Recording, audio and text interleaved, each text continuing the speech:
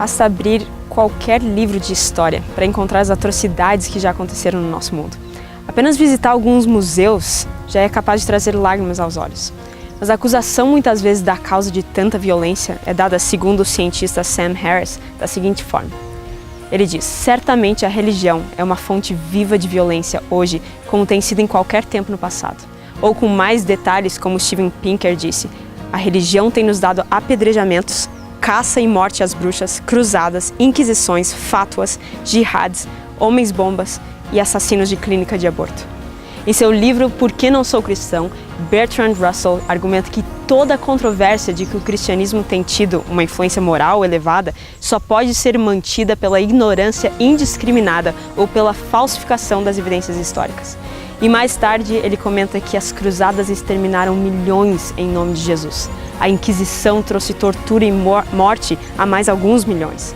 Depois de Martinho Lutero, os cristãos fizeram batalhas sangrentas com outros cristãos por mais de 3 décadas. Na realidade, não precisamos ir tão longe usando eventos que aconteceram longe de nós. Basta pensar em quantas vezes você se deparou com pessoas supostamente cristãs que te surpreenderam, te decepcionaram com atitudes ou palavras que não combinam com o estereótipo do cristianismo. Talvez a igreja para você é cheia de hipócritas que pregam uma coisa, mas vivem outra. Ou você entrou em uma igreja uma vez e foi injustiçado ou maltratado e nunca pisaria os pés em uma novamente. Como acreditar em uma religião que errou tanto no passado e continua errando hoje? Primeiro eu quero abordar com você essa questão pela perspectiva da própria acusação.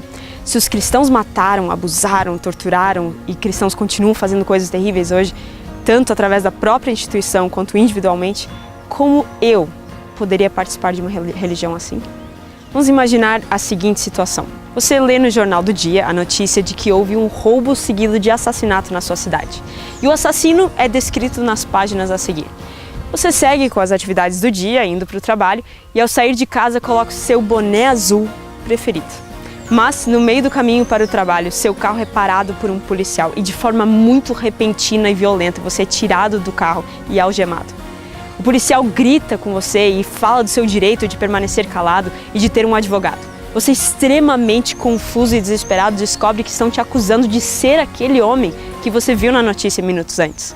O detalhe que você não sabia era que o suspeito estaria usando um boné azul igualzinho ao seu. Agora pense comigo algo óbvio. Por você estar usando aquele boné, automaticamente faz você ser um assassino e ladrão? O fato de você ter a característica dele faz com que você seja ele? Obviamente não. Da mesma forma, muitos gostam de usar o boné do cristianismo, mas estão longe de serem um ou de viverem aquilo que o fundador do cristianismo ensinou aos seus discípulos.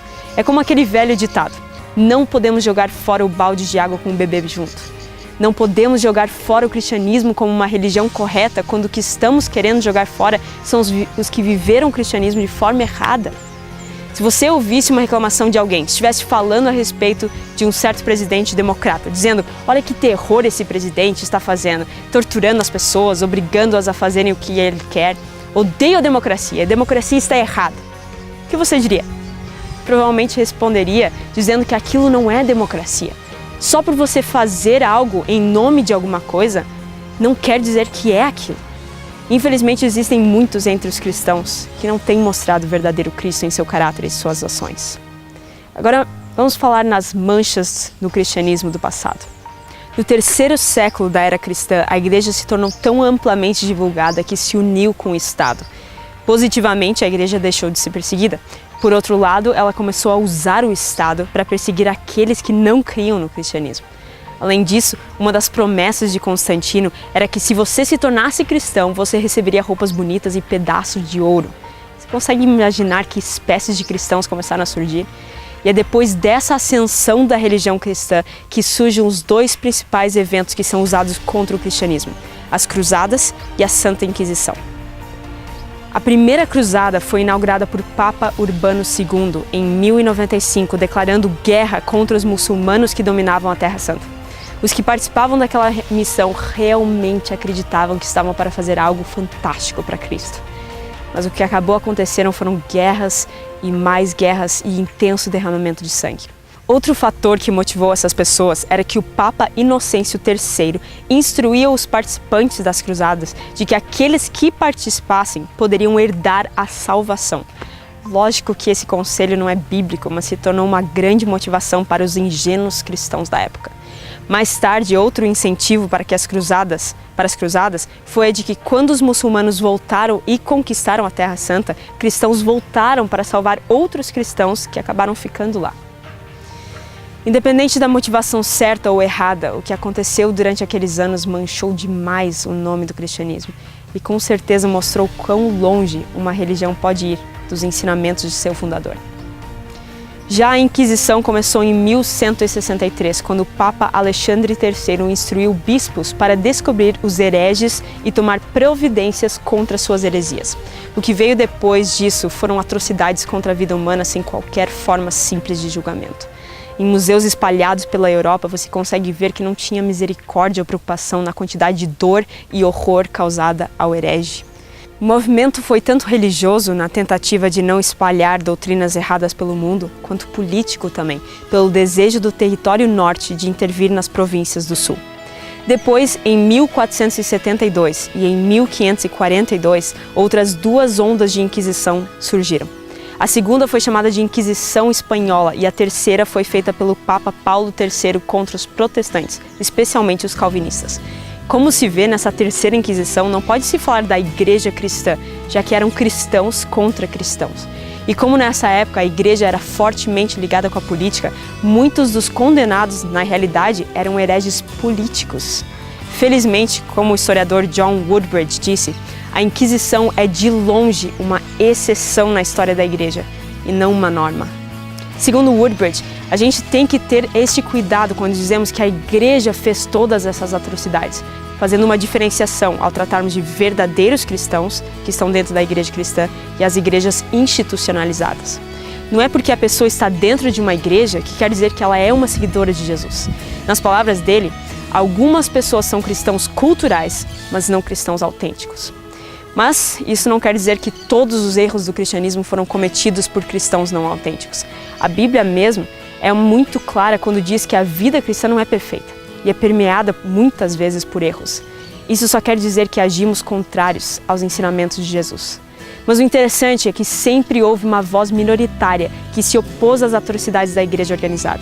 Como, por exemplo, durante a colonização dos espanhóis da América Latina, muitos católicos romanos se foram contra a forma maldosa com que o povo estava sendo explorado em nome de Jesus Cristo. O que não pode se dizer é que atitudes como as cruzadas e a Inquisição são um padrão na história do cristianismo. A realidade é que, na maioria dos casos, os cristãos foram vítimas de perseguição, e não a causa dela. Em alguns lugares, até hoje. Outra coisa importante que devemos frisar é que os historiadores dirão sem peso na consciência que um evento quase que nunca é causado por um motivo só. É impossível você dizer, por exemplo, que a causa do degelo na Antártica é por causa da poluição em Nova York. Lógico que não. Existe uma série de fatores envolvidos. Assim como é impossível você dizer que o cristianismo causou as cruzadas, a Inquisição, a perseguição aos bruxos em Salem ou o antissemitismo.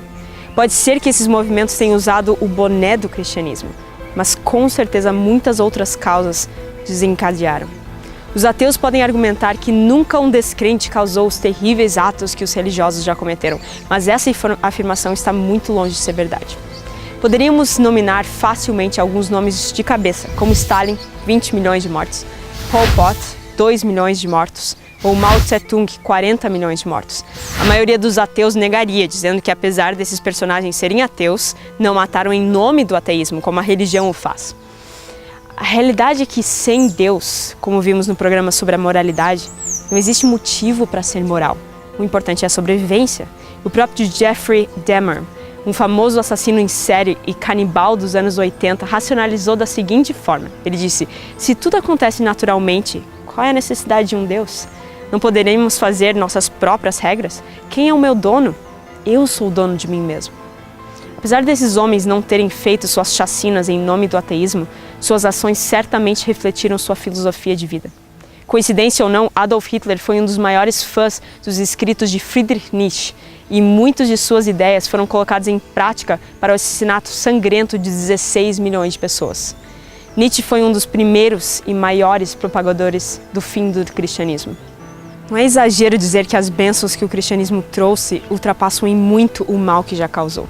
Em contraste com essas ideias, no livro Se Jesus Não Tivesse Nascido, nos dado centenas de invenções e eventos que nunca teriam acontecido caso o cristianismo não existisse, como os hospitais, as universidades, os direitos civis, a abolição da escravatura e a ciência moderna.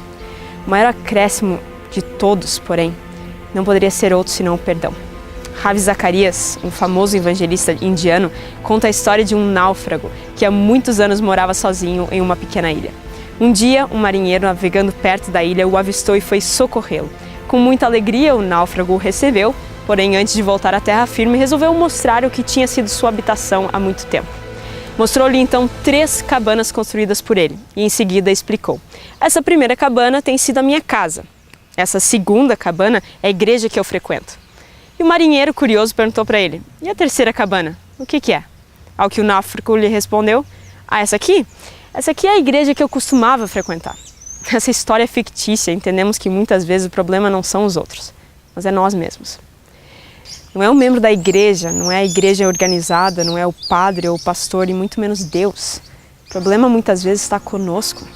Apesar das tristezas que não só o cristianismo fez, mas que nós fazemos quase todos os dias em nossa própria vida, apenas o cristianismo oferece o perdão através da morte de Jesus. Se você perguntar para um budista, um espírita, um muçulmano ou a um hindu o que ele deve fazer para ser salvo, a resposta vai ser que pelas nossas próprias boas ações ou pelo nosso próprio estado de espírito iremos alcançar a salvação. Apenas no cristianismo você descobre que se você depender da sua própria bondade, bom caráter, boas ações e eventualmente perfeição para se salvar, vai ser uma grande perda de tempo. Somente a graça de Jesus pode nos salvar dessa carcaça de pecado e nos dar um manto limpo, sem pecado, sem erros, de Jesus Cristo. Parte da história da igreja institucionalizada pode repelir muitos céticos e a atitude de alguns cristãos não autênticos pode causar ódio e escândalo. Mas quando encontramos a fé simples de alguém que quer genuinamente imitar a Cristo em sua vida, isso pode se tornar o fato mais atraente de sua religião. Como escreveu Paul Copan em seu livro Deus é um Monstro Moral, quando propriamente entendido o que é religião, nós na realidade precisamos de mais religião, não menos. Mas nós precisamos do tipo certo de valores religiosos, não simplesmente qualquer coisa que se chama religioso. Para aqueles que escolheram na história e escolhem hoje não seguir esse exemplo, existe uma promessa dura nas palavras de Jesus, em Mateus 7, 21 a 23. Nem todo o que me diz Senhor, Senhor, entrará no reino dos céus, mas aquele que faz a vontade de meu Pai, que está nos céus. Muitos me dirão naquele dia: Senhor, Senhor, não profetizamos nós em Teu nome, e em Teu nome não expulsamos demônios, e em Teu nome não fizemos muitas maravilhas?